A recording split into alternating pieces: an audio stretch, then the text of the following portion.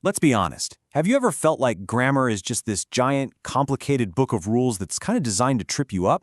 Well, today, we're going to completely flip that idea on its head.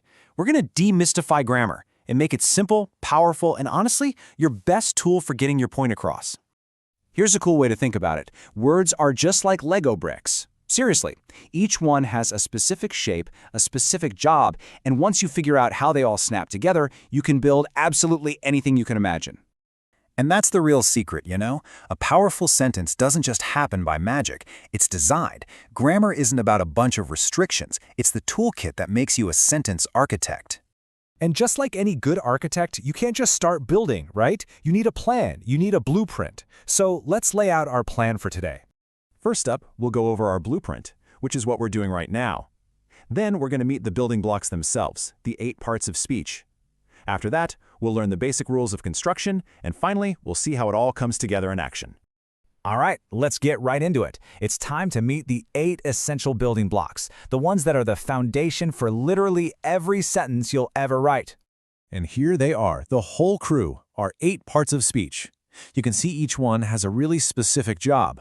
You've got nouns that name things, all the way to interjections that show a burst of emotion. Don't worry about memorizing this whole chart right now. Just get a feel for how every single piece has its own special place in the toolkit. Okay, so first up, the most fundamental block of them all, the noun. This is your naming brick.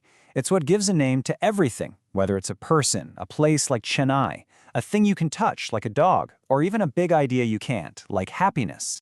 Then you've got the verb. This is your action brick. Without it, a sentence is just flat. Verbs make things happen. They show an action, like run, or just a state of being, like the word is. They really give your sentences life and a bit of energy. Now, if you want to add some flavor, you bring in an adjective. Think of this as your detail brick. It snaps right onto your noun to give it more color, more information. So it's not just a market, it's a bustling market. It's not just an apple, it's a red apple. See the difference? And this brings up a classic grammar question, one I'm sure you've wondered about before. We use adjectives for details, but what about adverbs? What's the real difference between them? And the difference is actually super simple, but it's so important. The adjective, careful, describes the noun. It describes the driver. But the adverb, carefully, describes the verb. It tells us how she drives. One describes the person, the other describes their action. That's the whole game.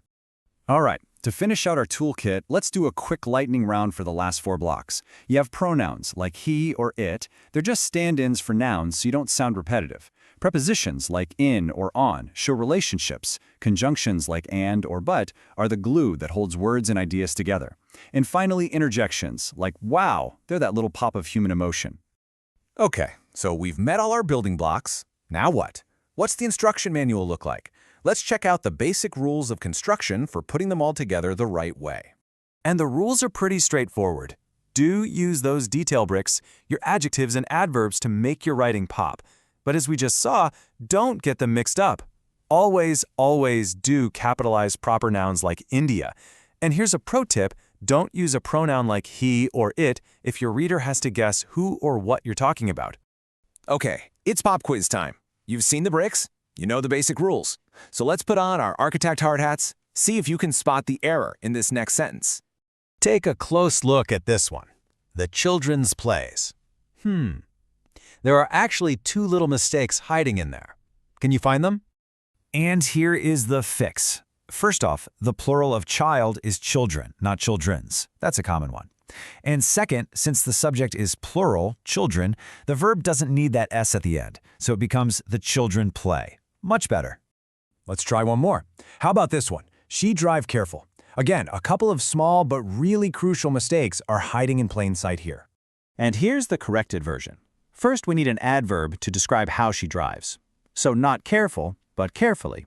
And second, the verb needs to match the subject, she, so drive becomes drives.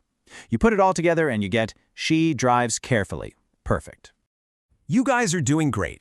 Now that we've got our blocks and we know the rules, let's see a final build. Let's watch how all these pieces come together to create something meaningful. Check this out. In this little story, you can see the whole toolkit at work. You've got proper nouns like Raju and Chennai that set the scene. You have adjectives like bustling and red that paint a picture. The adverb joyfully tells us how he was jumping, And that one little interjection, wow, it just injects pure, real emotion. Every single brick has its job. And this just proves that these rules aren't just for stories, right? This is for real life. Even in a super simple sentence you might text to a friend, you're using the same blueprint. You've got a pronoun, I, an adjective, big, a preposition, with, and a noun, dog. It's all there. And that right there is the main takeaway. This whole toolkit is yours now. The rules are just your guide. You're not just a person following grammar rules anymore. You're the architect, designing clear, strong, and really effective sentences.